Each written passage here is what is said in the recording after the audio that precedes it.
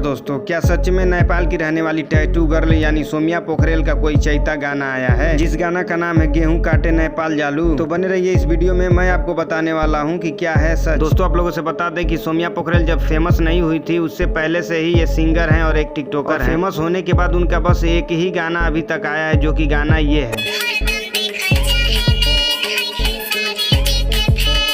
और social media पे कुछ उनके पुराने गानों को एडिट करके लोग उसको नया गाना बता रहे हैं। आप लोगों से बता दें कि सोम्या पोखरेल का कुछ गाना है जो चल रहा है, पर अभी सोम्या पोखरेल जी का नया गाना कोई भी, इस गाने को छोड़ के कोई भी गाना अभी नहीं आया। दोस्तों मैं आप लोगों से पूछी कि ये सोम्या पोखरेल जी का गाना जो कि है खेसारी जी के फैन, ये कैसा लगा, प्लीज अपनी राय कमेंट बॉक्स में जरूर बताइए।